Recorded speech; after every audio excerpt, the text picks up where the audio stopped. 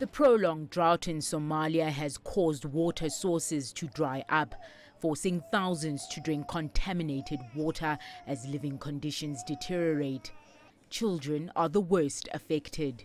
In most cases, the death cause is the dehydration.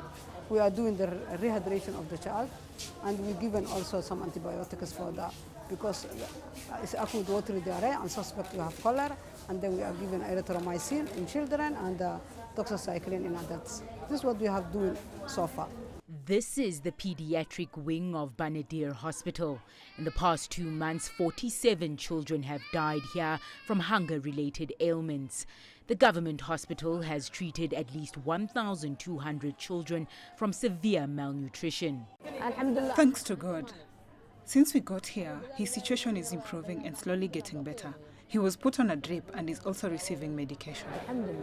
But the number of children being admitted here keeps growing. The hospital receives patients from as far away as Somalia's Banku region, as well as internally displaced people from camps around the capital. But it's proving to be too much. This medical facility only has 200 beds. The support is coming late, and this is the drought-affected population already. They have diarrhea, they have malnutrition, because already they have some, and they are losing lives. What we need is, if you are doing the support, it's better to have early support.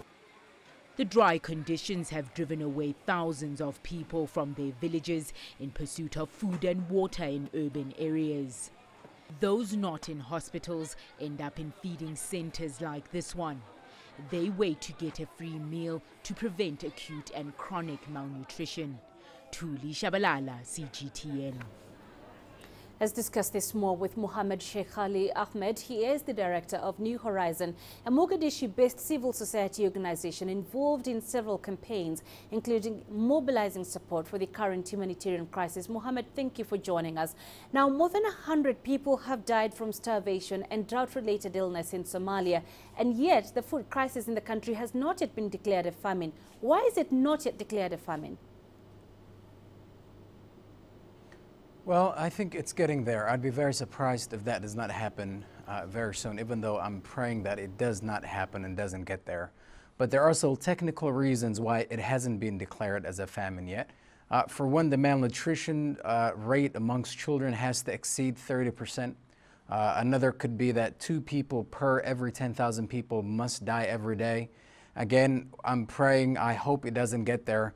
But I would be very surprised if things don't get there, and it looks like things are heading towards this being declared as a famine. But the UN and the government are going to have to take the lead on this one.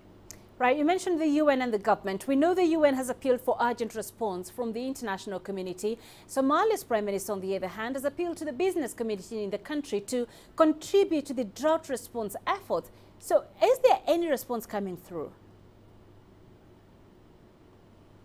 There is. If anyone takes a look at the shows that are coming on the Somali national TV, you will see that the National Drought Response Team is doing an amazing job. They've collected over $1 million. The UN and other INGOs are also doing a great job, but there are also other independent initiatives led by youth. For example, Awi Walal, which means help a brother or sister, that's also doing an amazing job. They're getting food and water and other supplies into very, very remote areas. But also you could see a massive campaign within the Somalis, in the diaspora, here in Somalia, throughout the region and all over the world. And I think it doesn't need to take a disaster to bring us together, but I really am very hopeful and very happy and proud that Somalis are coming together from all over the place to work on this. We need every penny, but we also need every prayer.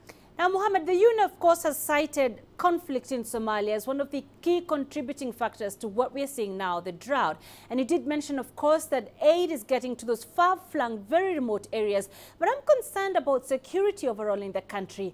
You're one of those humanitarian workers there. Are you able to access those very remote areas and the most needy people? Well, without a doubt, the conflict in Somalia is a great impediment to things reaching the right people at the right time.